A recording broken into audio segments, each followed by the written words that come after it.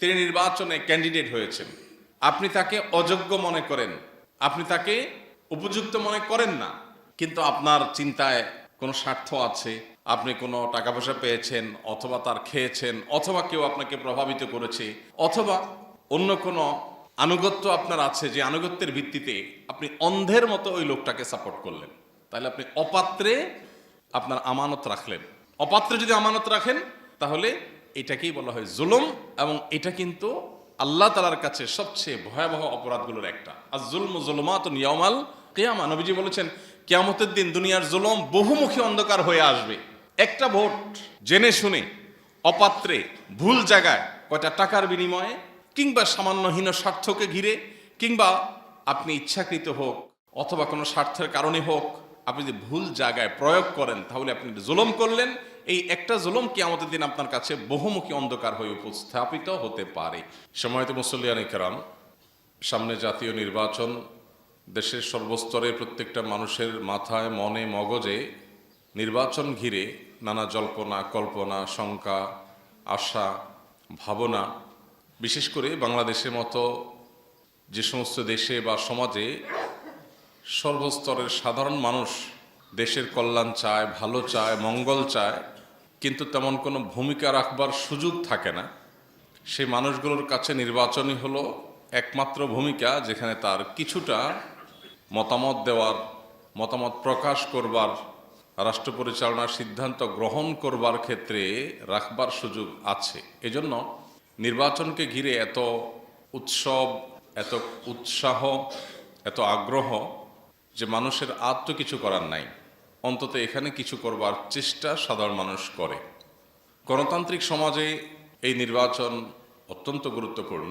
যদিও সংখ্যাগরিষ্ঠ মানুষ এদেশের মুসলমান, আর ইসলাম নেতা নির্বাচন করার ক্ষেত্রে গণতান্ত্রিক এই প্রক্রিয়াকে ঠিক এইভাবে সমর্থন করে না।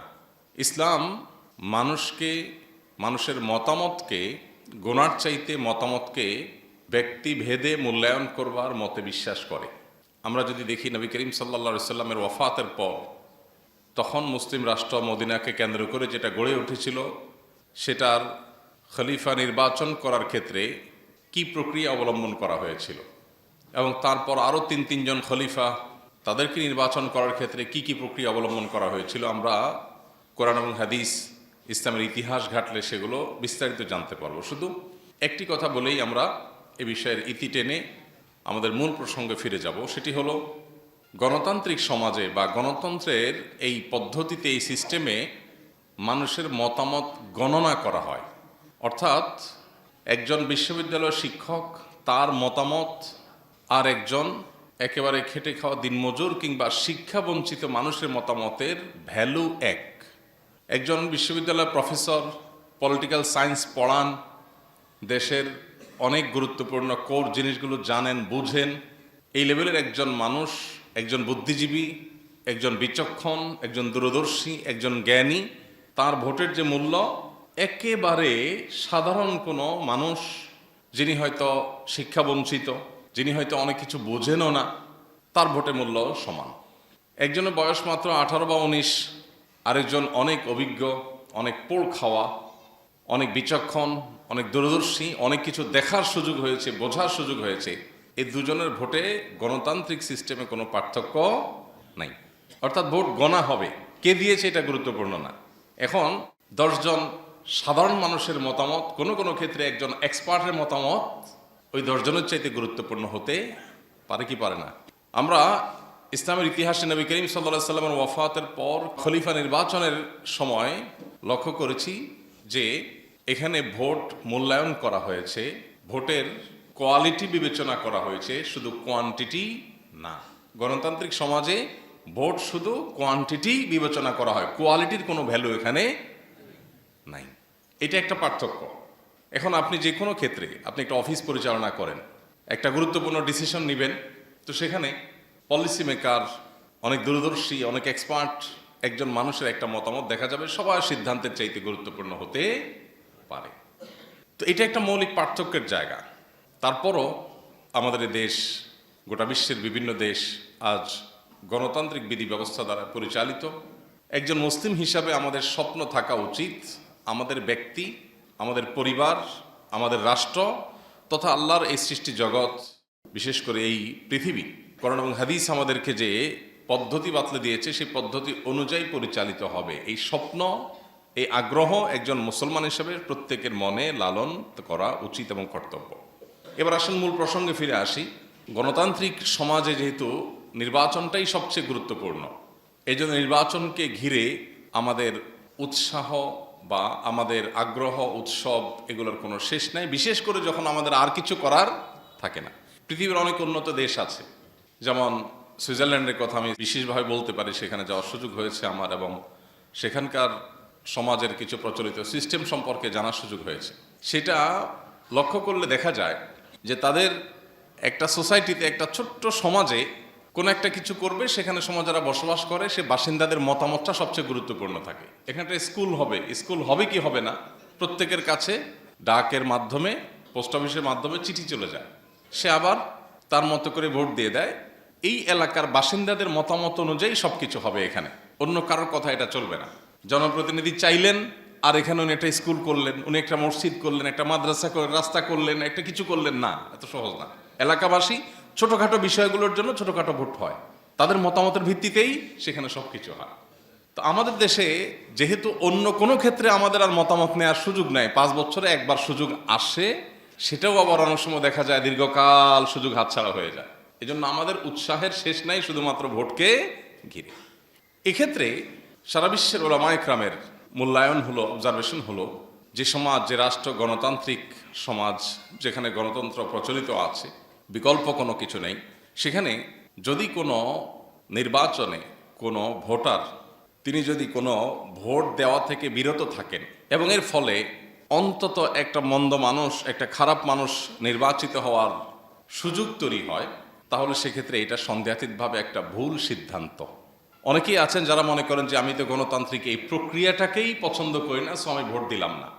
এই দৃষ্টিভঙ্গি অনেকেই লালন করেন, তাদের প্রতি যথেষ্ট শ্রদ্ধা রেখেই বলছি। সৌদি আরবের সর্বোচ্চ ওলামা ইকরামের অন্যতম ছিলেন শেখ মোহাম্মদ সালেহ আল উসাইমিন রাহিমাহুল্লাহ, সমকালীন বিশ্বের সবচেয়ে বড় স্কলারদের একজন গণ্য করা হয়।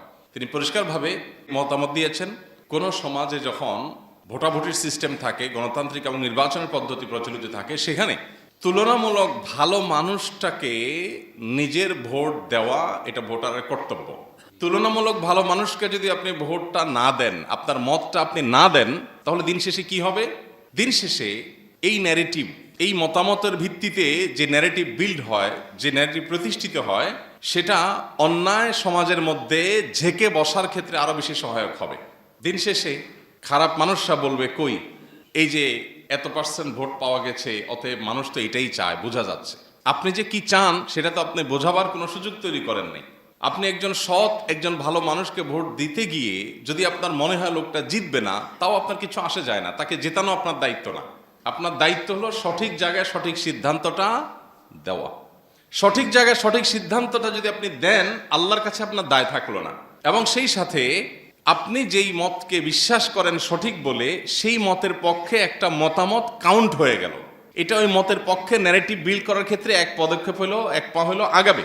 আর যদি আপনি বিরত থাকেন, তাহলে এখানে ভালো এবং মন্দের যে প্রতিযোগিতা, যোগ্য এবং অযোগ্যের যে কম্পিটিশন, এই কম্পিটিশনে আপনার কোনো ভ্যালু অ্যাড করা গেল না, ফলে মন্দের পাল্লা ভারী হওয়ার আশঙ্কা থাকবে। আল্লাহ রাব্বুল আলামিন কোরআনে কারিমে আমাদেরকে আমানতের ব্যাপারে সচেতন করেছেন। একজন ইমানদার তিনি আমানতদার হতে হবে। এই ভোটকে এক প্রকার মতামত গ্রহণ করা, পরামর্শ চাওয়ার মতো বিষয় হিসেবে তুলনা করা যায়। আর যখন কেউ পরামর্শ চায় আপনার কাছে যে আপনি মতামত দেন, তখন কিন্তু এটা আপনার কাছে আমানত হয়ে যায়। নবী করিম সাল্লাল্লাহু আলাইহি ওয়াসাল্লাম বলেছেন, আল মুস্তাশার মু'তামান, যার কাছে পরামর্শ চাওয়া হয় এই লোকটা আমানত এর দায়িত্ব বহন করছে, বোঝা বহন করছে। আপনাকে বলা হলো যে আপনি মতামত দেন, যখনই আপনার কাছে মতামত চাওয়া হলো, তখনই আপনার উপর আমানত এসে জেঁকে বসেছে। এখন আপনার কর্তব্য হলো এই আমানতকে যথাস্থানে রেখে দেওয়া।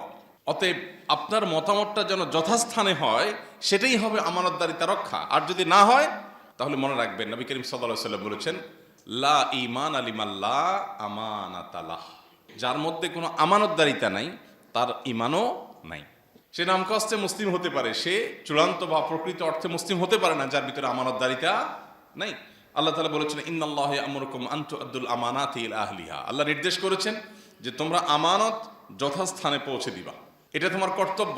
ওয়া ইযা হাকামতুম বাইনান নাস, আর যখন মানুষের মাঝে সিদ্ধান্ত দেওয়ার সুযোগ তোমার হাতে আসবে, সিদ্ধান্ত যখন তুমি দিবে যে আমি আমার সিদ্ধান্তটা দিচ্ছি, চূড়ান্ত ফয়সালা আমার হাতে না, কিন্তু সিদ্ধান্ত দেওয়ার ক্ষমতা আমার আছে, তাহলে আন তাহকুমু বিল আদল, তাহলে সিদ্ধান্ত দিবে ইনসাফের সাথে, নিষ্ঠার সাথে। আমাদের ব্যক্তি, দল, স্বার্থ এসব বিষয়গুলো সিদ্ধান্ত দেওয়ার ক্ষেত্রে আমাদের উপরে প্রভাব বিস্তার করে। আমরা বায়াসড হয়ে পড়ি, আমি একটা দল করি, অতএব আমি সেক্ষেত্রে অন্ধ হয়ে যাই। আমার একজন ব্যক্তির সাথে ব্যক্তিগত সম্পর্ক আছে, সেক্ষেত্রে আমি তার ব্যাপারে দুর্বল হয়ে অন্ধ হয়ে যাই।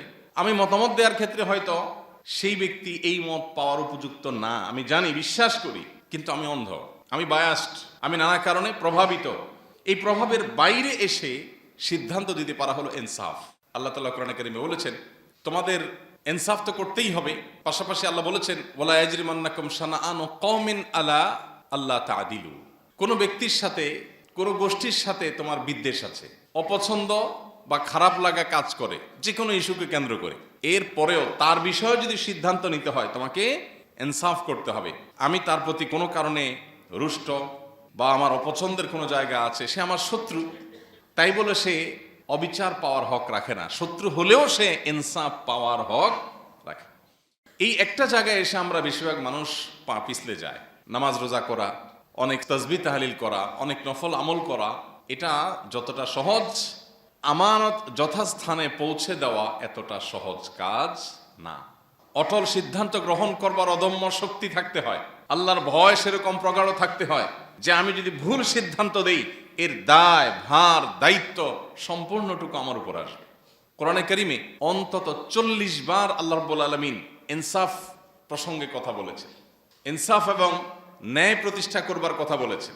কোথাও রোড অ্যাক্সিডেন্ট হয়েছে, একটা বাইকের সাথে একটা রিক্সা ধাক্কা লেগেছে, বাইকে যিনি আরোহী তিনি আপনার প্রতিবেশী অথবা আপনার পরিচিত কেউ, আপনজন কেউ, আপনি কিন্তু সেখানে দাঁড়িয়ে আগে থেকেই ভাবেন যে রিক্সাওয়ালার কি দোষটা বাইর করা যায়, কারণ বাইকওয়ালা আপনার নিজের লোক। আপনি যদি দেখতেও পান যে বাইকওয়ালা দোষ করেছে, তার ভুল, তারপরও কিন্তু আপনি সাধারণত বা খুব বেশি মানুষ সাধারণত বলতে পারে না যে ভাই দোষটা কিন্তু আপনারই হয়েছে। এটা বলার জন্য মেরুদণ্ডের দরকার হয়, এটা সবাই পারে না।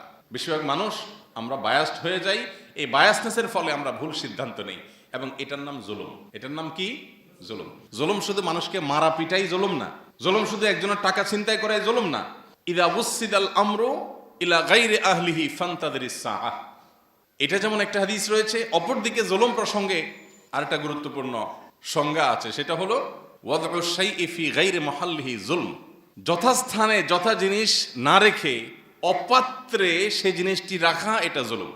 একজন মানুষ তিনি নির্বাচনে ক্যান্ডিডেট হয়েছেন, আপনি তাকে অযোগ্য মনে করেন, আপনি তাকে উপযুক্ত মনে করেন না, কিন্তু আপনার চিন্তায় কোনো স্বার্থ আছে, আপনি কোনো টাকা পয়সা পেয়েছেন, অথবা তার খেয়েছেন, অথবা কেউ আপনাকে প্রভাবিত করেছে, অথবা অন্য কোনো আনুগত্য আপনার আছে, যে আনুগত্যের ভিত্তিতে আপনি অন্ধের মতো ওই লোকটাকে সাপোর্ট করলেন, তাহলে আপনি অপাত্রে আপনার আমানত রাখলেন। অপাত্রে যদি আমানত রাখেন তাহলে এটাকেই বলা হয় জুলুম, এবং এটা কিন্তু আল্লাহ তাআলার কাছে সবচেয়ে ভয়াবহ অপরাধগুলোর একটা। আর জুলমু যুলুমাতুন ইয়াউমাল কিয়ামা, নবীজি বলেছেন কিয়ামতের দিন দুনিয়ার জুলুম বহুমুখী অন্ধকার হয়ে আসবে। একটা ভোট জেনে শুনে অপাত্রে ভুল জায়গায়, কয়টা টাকার বিনিময়ে, কিংবা সামান্য হীন স্বার্থকে ঘিরে, কিংবা আপনি ইচ্ছাকৃত হোক অথবা কোনো স্বার্থের কারণে হোক, আপনি যদি ভুল জায়গায় প্রয়োগ করেন তাহলে আপনি জুলুম করলেন। এই একটা জুলুম কিয়ামতের দিন আপনার কাছে বহুমুখী অন্ধকার হয়ে উপস্থাপিত হতে পারে। এই জন্য আল্লাহর ভয় আমাদের মধ্যে সর্বাগ্রে থাকতে হবে, দায়িত্বশীলতার বোধ আমাদের মধ্যে থাকতে হবে, এবং আমানতদারিতার বোধ আমাদের মধ্যে থাকতে হবে। কোরআনে কারিমে আল্লাহ তাআলা 18 নম্বর পারার একেবারে শুরুতে সূরা মুমিনুনে প্রথম কয়েকটি আয়াতে আল্লাহ তাআলা মুমিনদের বেশ কয়েকটি বৈশিষ্ট্য বলেছেন। এর ভিতরে একটা বৈশিষ্ট্য হলো ওয়াল্লাযীনা হুম লিআমানাতিহিম ওয়া আহদিহিম রাউন, যে ঈমানদাররা তাদের আমানত এবং অঙ্গীকার, প্রতিশ্রুতি এগুলোকে রক্ষা করে, আমানত নষ্ট করে না, প্রতিশ্রুতি ভঙ্গ করে না, এরাই হলো সফল ঈমানদার। উলাইকা হুমুল ওয়ারিসুন আল্লাযীনা ইয়ারিসুনাল ফিরদাউস হুম ফিহা খালিদুন, এই মানুষগুলোই জান্নাতুল ফিরদাউসের অধিকারী হবে যারা দুনিয়াতে আমানত রক্ষা করতে পেরেছে। আল্লাহ আমাদের সবাইকে সেই তৌফিক দান করুন।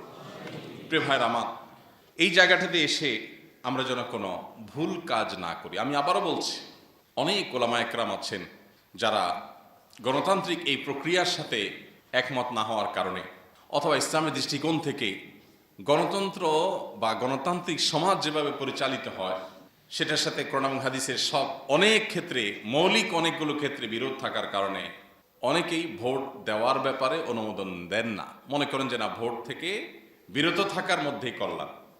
এটা একটা মত, একটা ইস্তিহাদ, কারোর ইস্তিহাদ, কারোর মতামত, কারোর গবেষণা থাকতেই পারে। তবে আমরা যেটা বলেছি যে আরব কিংবা আমাদের দেশ বা অন্যান্য দেশের সংখ্যাগরিষ্ঠ আলেমদের মত এটা না। সংখ্যাগরিষ্ঠ আলেমদের মত হলো যে আপনার হাতে যে অপশন আছে এই অপশন ব্যবহার করে ভালোর পথে, কল্যাণের পথে, একজন মুসলিম হিসাবে ইসলামের পথে, ইমানের পথে আপনার প্রচেষ্টাটা গুরুত্বপূর্ণ। কি হবে সেটা আপনার দায়িত্ব না, চেষ্টাটা আপনাকে করতে হবে। আজকে বিশেষ করে বিভিন্ন টিভি টক শোতে দেখা যায়, দীর্ঘদিন থেকে আমরা দেখি যে এক শ্রেণীর মানুষ যারা ইসলামকে অপছন্দ করে, মুসলমানদেরকে অপছন্দ করে, ইসলাম মুসলমানদের শত্রুতা করে, ধর্মপ্রাণ মানুষদের বিরুদ্ধে যারা বিদেশিদের বিভিন্ন এজেন্ডায় দেশে পুশ করার চেষ্টা করে, এরা বিভিন্ন সময় টকশোতে আলেমুল আমাদেরকে তুচ্ছতাচ্ছিল্য করে যে কই কোনো আলেম দাঁড়ালে তো কেউ ভোট দেয় না। তাহলে পার্সেন্টেজ যখন কম হবে, এই কম দিয়া সে তার মন চাহি খেয়াল খুশি মতো কাজ করাটাকে সে রাইট হিসেবে ধরে নেবে, প্রতিষ্ঠিত করবে। আপনার একটা মতামত দেওয়ার ফলে যদি একজন যোগ্য ভালো মানুষ একটা মতামত পায়, তাহলে সেক্ষেত্রে সে একটা মতামত পেল, দুইটা হলো দুইটা পেলো, তিনটা হলো তিনটা পেলো, যতটুকু পেলো ততটুকু অন্তত ভয়েস রেইজ হলো। অতএব কোনো মানুষকে জেতানো আপনার দায়িত্ব না। আপনার দায়িত্ব হলো আপনি আপনার বিবেককে খরচ করে একজন ইমানদার হিসাবে আল্লাহর কাছে জবাবদিহি আছে সেই চিন্তা মাথায় রেখে উপযুক্ত ব্যক্তিকে মতামত দেওয়া, এটা আপনার কর্তব্য। আপনি সেই মতামত দেওয়ার পর সে জিতলো কি জিতলো না সেটা আপনার দেখার বিষয় না। আমরা বেশিরভাগ মানুষ কি করি? বেশিরভাগ মানুষ মনে করি যে আমি জিতেইতে হবে, এবং আমরা কেউ মনে হয় জিতার কাছাকাছি আছে, তখন মানসিকভাবে আমরা মনে করি ঠিক আছে, আমার বোধ হয় এই পাল্লায় উঠা উচিত, বা এই নৌকায় উঠা উচিত, বা এই আপনার দিকে ঝুঁকে যাওয়া উচিত যেটা ভারী। অথচ আমার কাজ হলো, আল্লাহ আমাকে যে বুদ্ধি দিয়েছেন দ্বীনের জন্য, ইসলামের জন্য একজন মুসলমান হিসাবে, দেশের জন্য একজন মুসলমান হিসাবে কল্যাণকর কি সেটা বিবেচনা করা। আল্লাহ আমাদের সবাইকে সঠিক সিদ্ধান্ত সঠিক সময় গ্রহণ করার তৌফিক দান করুন। প্রিয় ভাইরা আমার, এই সিদ্ধান্তগুলো এত বড় আমানত যে সিদ্ধান্তগুলোকে কেন্দ্র করে অনেক কিছু হতে পারে আল্লাহর কাছে। একটা প্রশ্ন আমাদের কাছে প্রায় সময় আসে, সেটা হলো আমি একজন ক্যান্ডিডেটকে ভোট দিলাম, সেটা যে কোনো ক্ষেত্রে হোক, জাতীয় নির্বাচন হোক, স্থানীয় নির্বাচন হোক, অথবা অন্য কোনো নির্বাচন হোক, আমি কোথাও মতামত দেওয়ার সুযোগ পেলাম, আমাকে বললো তুমি মতামত দাও, আমি আমার মত দিলাম, বাট আমার মত নিয়ে সে নির্বাচিত হয়ে কোনো খারাপ কাজ করলো, এর দায় কার উপরে বর্তাবে? অনেক বড় একটা প্রশ্ন। তো এটার উত্তর হলো, একটা হলো যে একজন মানুষের ব্যক্তিগত ভুল বিচ্ছুতি, একান্তই ব্যক্তিগত, যেটা আগে থেকে কোনো আগাম ধারণা করার সুযোগ নেই। এটা লোকটা গুনাহে লিপ্ত হয়েছে, এটা খারাপ কাজ করেছে, তো এটার দায় তার। আল্লাহ কোরআনে কারিমে বেশ অনেক জায়গা বলেছেন, ও আল্লাহ তাজিরু ওয়াজরাতুন উইজরা উখরা, কোনো ব্যক্তি আরেকজনের পাপের বোঝা বহন করবে না। সে পাপ করছে, তার পাপ তাকে পাবে। তবে আল্লাহ তাআলা সূরা মায়েদার একেবারে শুরুতে এও বলেছেন, ও তাআওয়ানু আলাল বিররি ওয়াত তাকওয়া ওয়ালা তাআওয়ানু আলাল ইসমি ওয়াল উদওয়ান। পাপ এবং সীমালঙ্ঘন হবে তুমি জানো। কোনো ব্যক্তি সে হয়তো মাদক গ্রহণ করে, কোনো ব্যক্তি সে ফাসেক, তার ভিতরে আল্লাহর ভয় নাই, সে হয়তো ভালো করে নামাজটাও পড়ে না, সে হয়তো দ্বীন ইসলামের কোনো বালাই তার মধ্যে নাই, সে হয়তো আল্লাহ ভীরু না হওয়ার কারণে, মুত্তাকি না হওয়ার কারণে, ভালো মুসলিম, ভালো সৎ মানুষ না হওয়ার কারণে সে হয়তো নানান পাপাচারে লিপ্ত হবে, খুন খারাপি করবে, মাস্তানি করবে, অনেক অন্যায় কাজ করবে, অনাচার করবে, দখলদারিত্ব করবে, এই টাইপের মানুষ সে, আপনি জানেন। এরপরে যদি আপনি সেখানে ভোট দেন, কেন? দলীয় আনুগত্য কিংবা আপনার অন্য কোনো স্বার্থের কারণে, তাহলে যদি আপনার এই ভোটের পর এই লোক নির্বাচিত হয়ে অন্যায় কাজ করে, তাহলে তার একটা ভাগ আপনাকে বহন করতেই হবে। ধরলেন না, খাইলেন না, ছুঁইলেন না, কিন্তু পাপের বোঝা আপনাকে ঠিকই নিতে হবে। নিজের বিবেকের কাছে আপনি দংশিত হতে থাকবেন কিয়ামতের শাস্তিতে পরের কথা। তো এই জন্য এই জায়গাটাতে একজন ইমানদার মানুষ হিসাবে আমানতদারিতা রক্ষা করাটা খুবই গুরুত্বপূর্ণ। আমাদের দেশে ভোট কেনাবেচার যে কালচার আছে, গ্রামে গঞ্জে শহরে বিভিন্ন ক্ষেত্রে, এই কালচার জঘন্য এবং ভয়াবহতম কালচার। এটার বিরুদ্ধে আমাদের সামাজিক প্রতিরোধ গড়ে তোলা দরকার। টাকা দিয়ে কেউ যেন অন্তত কোনো মানুষের মতামত কিনতে না পারে। প্রচলিত আইনে যেরকম নিষিদ্ধ, একইভাবে শরিয়ার দৃষ্টিকোণ থেকে এটা এত বড় জঘন্য অপরাধ। একটা মানুষ আমানতের খেয়ানত করলো, এটা একটা অপরাধ। আবার মতামত দিতে গিয়ে ঘুষ গ্রহণ করলো, এটা কিন্তু ঘুষ। আপনি চিন্তা করলেন, আমি তো সারা বছর ঘুষ খাওয়ার সুযোগ পাই না, ওই বেটা নির্বাচিত হইয়া গম চুরি টিন চুরি সব করবে, আমি একটু ভোটের সময় 500, 1000, 2000 খাইলাম, তাহলে দিন শেষে এটা চোরের দেশ বলা যাবে। এই ট্যাগ যদি আপনি শুনতে আপনার খারাপ না লাগে তাহলে আপনি খাইতে পারেন, কিন্তু দায় আল্লাহর কাছে ঠিকই নিতে হবে। ডাবল গুনাহ, একদিকে ঘুষ গ্রহণের গুনাহ। আমরা ঘুষ মনে করি শুধুমাত্র ওই চাকরি বাকরি যারা করে, সরকারি বিভিন্ন পদের জন্য জায়গায় যারা থাকে, গুরুত্বপূর্ণ পোস্টে থাকে, তারা হয়তো বিভিন্ন সুবিধা দিয়ে যে টাকা গ্রহণ করে এটাকে ঘুষ মনে করি আমরা। ভোটের বিনিময়ে যেই টাকা বা সুবিধা গ্রহণ করা হয় এটাও কি ঘুষ। এবং শুধু ঘুষ না, এখানে একটা অপরাধ না, শুধু আমানতের খেয়ানত আবার ঘুষ গ্রহণ, এই দুইটা অপরাধ, এটা কিন্তু আপনার এর দায় বহন করতে হবে। এই জন্য আল্লাহ তাআলা ভয় আমাদের মধ্যে থাকা গুরুত্বপূর্ণ। আমরা যতদিন মুত্তাকি না হব ততদিন দেশের পরিবর্তন, দেশের পরিস্থিতির চেঞ্জ হবে না। যারা একটু ট্রাভেল করেছেন, টুকটাক বিভিন্ন দেশে যাওয়ার যাদের অভিজ্ঞতা আছে, তারা বলতে পারবেন আমরা কোথায় দাঁড়িয়ে আছি, এই দেশটা কোথায় দাঁড়িয়ে আছে। পৃথিবীর এমন কোনো দেশ, আমি ট্রাভেল করে আজ পর্যন্ত, আমার ট্রাভেল হিস্ট্রি খুব বেশি না, সব মিলে হয়তো 25-30টা দেশ ঘুরছি আমি। এই 25-30টা দেশের মধ্যে এমন একটা দেশ পাই নাই যেই দেশে যাওয়ার পরে মনে হয়েছে যে যাক আমার দেশটা এর চাইতে ভালো। আইন শৃঙ্খলা বলেন, নীতিহীনতা বলেন, বিচার ব্যবস্থার বিচারের কোয়ালিটি বলেন, গণমাধ্যমগুলোর অবস্থান বলেন, প্রত্যেকটা সেক্টরে, অবকাঠামোগত উন্নয়ন বলেন, রাস্তাঘাট বলেন, প্রত্যেকটা সেক্টরে পৃথিবীর যেই কটা দেশ আমরা দেখি সচরাচর, সেসব দেশ থেকে আমরা পিছিয়ে আছি। অথচ এরকম বহু দেশ আছে যেগুলো আমাদের পরে দেশ গঠন হয়েছে, স্বাধীনতা আমাদের পরে অর্জন হয়েছে, বাট এখন তাদের কাছে চাকর হয়ে যাওয়ার জন্য আমাদের মন্ত্রীরা সিরিয়াল ধরে বসে থাকে যে আমাদের দেশ থেকে কিছু লোক নেন, এটার জন্য মন্ত্রীরা অপেক্ষা করে। এটা আমাদের জন্য লজ্জা। এর দায় শুধুমাত্র রাজনীতিবিদদের দিলে হবে না, এর দায় আমাদেরও আছে। যে দেশে 500-1000 টাকায় ভোট কেনা যায়, সে দেশে কিভাবে ভালো পরিবর্তন হবে। এলাকাতে একটা যোগ্য মানুষ আছে, উনি নিতে চায় না, সবাই ওনাকে জোর করছে, না ভাই আপনাকে নিতে হবে। হয় না এরকম অনেক সময়? নবীজি বলেছেন, কেউ যদি এরকম কোনো মানুষকে দায়িত্ব চাপিয়ে দেয়, তখন সে আল্লাহর পক্ষ থেকে সাহায্যপ্রাপ্ত হয়। তার দায়িত্ব পালনের ক্ষেত্রে আল্লাহ তাকে কি করেন? সাহায্য করেন। আর যখন নিজেকেও নিজের ঢোল নিজে পিটায়, হ্যাঁ, নিজেই কর্মীদের শিখায় দেয়, স্লোগান কি হবে? অমুক নেতার চরিত্র ফুলের মতো পবিত্র, লিখে দিচ্ছে কে? নেতা। তো যে নিজের ঢোল নিজে পিটায় এবং দায়িত্ব যে ব্যক্তি যেচে নেয়, নবীজি বলেছেন আল্লাহর পক্ষ থেকে সে সাধারণত সাহায্য প্রাপ্ত হয় না। তো এটা হলো ইসলামের মূল কনসেপ্ট। এরপরও কোনো জায়গায় যদি মনে হয় যে না, এখানে আপনি যেচে না নিলে বরং ন্যায় এবং সত্য পিছিয়ে পড়বে। অনেক সময় আমরা সফরে যাই, ট্রাভেলে যাই, নামাজ কে পড়াবে এটা নিয়ে দ্বিধাদ্বন্দ্বে পড়ে যাই, হয় না এরকম?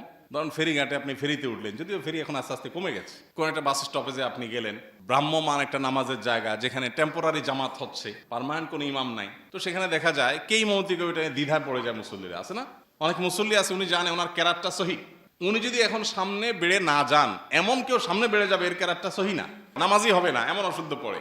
তো এইরকম পরিস্থিতিতে না ভাই আমি নিজে ইমাম হওয়া এটা তো উচিত না, তাহলে আমি দাঁড়ায় থাকি, এটা না। তখন আপনাকে নিজেই কি হতে হবে? ইমাম হতে হবে। কারণ আপনি নিজে ইমাম না হলে ভুলভালকে ইমাম হয়ে আপনার নামাজ তার নামাজ দুইটা নষ্ট হওয়ার আশঙ্কা আছে। তো এইরকম পরিস্থিতিতে প্রার্থী হওয়া নাজায়েজ না। আমি শুধু ইসলামের কনসেপ্টটা বললাম যে ইসলাম কিন্তু বলে যে চায় তাকে দায়িত্ব দিও না, যে চায় না তাকে যেছে দায়িত্ব দাও। গণতান্ত্রিক এই বিধি ব্যবস্থা এই সমাজে যখন যেছে দায়িত্ব দেওয়ার কালচারই নাই, সেখানে বরং কেউ যদি সত্যের পক্ষে না দাঁড়ায়, সেক্ষেত্রে সত্য বরং নিভে যাবে, অসত্য বরং শক্তিশালী হবে, তখন তার দায়িত্ব আগ বেড়ে যাওয়া। কিন্তু সেই আগ বাড়াটা হবে আল্লাহর খাতিরে। এবং যারা ভোট দিবেন, একটা ভোট এটা আপনার গণতান্ত্রিক এই প্রক্রিয়ার মধ্য দিয়ে আপনার নিয়ত যদি হয় আল্লাহ তোমার কাছে জবাবদিহিতা যেন আমি ধরা না পড়ি, কিয়ামতের ময়দানে আমি যেন তোমার কাছে সঠিক উত্তর দিতে পারি, আমার যেন পাকড়াও না হয়, সেই চিন্তা মাথায় রেখে আমি দিচ্ছি, তাহলে এই ভোট এটা আপনার আল্লাহর কাছে বিনিময় পাওয়ার কারণ হতে পারে। আর যদি এই ধান্দা আপনার না থাকে, বরং পার্থিব ধান্দাটাই মূল থাকে, অনেক ক্ষেত্রে ভোট আপনার গুনাহের কারণও হতে পারে। এই জন্য আল্লাহ তাআলার কাছে এই দায়িত্বের বোধ আমাদের থাকতে হবে। আমরা দায়িত্বশীল নির্বাচন করবার ক্ষেত্রে কোন প্রক্রিয়া অবলম্বন করবা, কি দেখব? আমাদের দেশে তো এখনো মানুষের মন মানসিকতা কোনো কোনো ক্ষেত্রে কোনো কোনো ব্যক্তিদের মধ্যে দেখা যায় এমন মানে ছোট ছোট চিন্তা আমরা করি যেগুলো আসলে আমানতদারিতার চিন্তা থেকে ওইটা করা উচিত না। আপনি একজন সাধারণ মানুষ হতে পারে, আপনার একটা ভোটের মূল্য কি বা হতে পারে, কোটি কোটি ভোটের মধ্যে আপনার একটা ভোটের মূল্য আপনি মনে করতেছেন কি বা হতে পারে, কিন্তু না, একটা আমানত হিসাবে এটা অনেক গুরুত্বপূর্ণ। আল্লাহ বলেছেন তিনি আমানত রাখতে চেয়েছেন, আমানত দিতে চেয়েছেন পাহাড়কে, পর্বতকে, আসমানকে, কিন্তু ফাআবাইনা আন ইয়াহমিলনাহা, আল্লাহর এই বিশাল বিশাল সৃষ্টিগুলো কেউই আমানত গ্রহণ করতে চায় নাই। আল্লাহ সে আমানত দিয়েছেন পরবর্তীতে মানুষকে। ওয়া কানাল ইনসানু যালুমান জাহুল, আল্লাহ বলেছেন মানুষ সে আমানত নিজে আল্লাহ দিতে বলাতে নিজে নিয়ে নিয়েছে, এবং সে আমানত হলো কোরআনের আমানত, দ্বীনের আমানত, এটা আল্লাহ মানুষের উপর দিয়েছেন। অতএব আমানত মানেই ভারী, যেটা পাহাড় পর্বত পর্যন্ত অস্বীকৃতি জানিয়ে আল্লাহ তাআলার নির্দেশনার পর মানুষ না বুঝে না জেনে যে দ্বীনের আমানত গ্রহণ করেছে। প্রত্যেকটা মতামত দেওয়া, প্রত্যেকটা আমানতই এরকম গুরুত্বপূর্ণ, পরিমাণে ছোট হোক বড় হোক, আল্লাহর কাছে এর দায় অনেক বেশি। এই জন্য এই ভয় যেন আমাদের মধ্যে থাকে এবং উপযুক্ত ব্যক্তি যেন আমরা নির্বাচন করার চেষ্টাটা অন্তত করি। শুআয়ব আলাইহিসসালামের ঘটনা আল্লাহ তাআলা কোরআনে উল্লেখ করেছেন যে শুআয়ব আলাইহিসসালাম তার মেয়েদেরকে যখন বকরিগুলোকে পানি পান করাবার জন্য পাঠিয়েছেন, তখন মুসা আলাইহিসসালাম তাদেরকে সহযোগিতা করেছেন এবং মেয়েরা তাকে নিয়ে তার বাবার কাছে বিনিময় দেওয়ার জন্য নিয়ে আসছেন। যখন বাবার কাছে নিয়ে আসছেন, বাবা ওই ব্যক্তিকে অর্থাৎ মুসা আলাইহিসসালামকে যখন অফার দিলেন যে তুমি আমার এখানে থেকে যাও পার্মানেন্ট কাজের লোক হিসাবে, তখন মেয়েরা মন্তব্য করেছিলেন ইয়া আবাত ইস্তাজিরহু ইন্না খায়রা মান ইস্তাজারতাল কবিয়্যুন আমিন, বাবা এই ব্যক্তিটাকে আপনি কাজের জন্য পার্মানেন্ট নিয়োগ দেন, কারণ এই ব্যক্তি কবি এবং আমিন, অর্থাৎ এই ব্যক্তি দক্ষ এবং বিশ্বস্ত।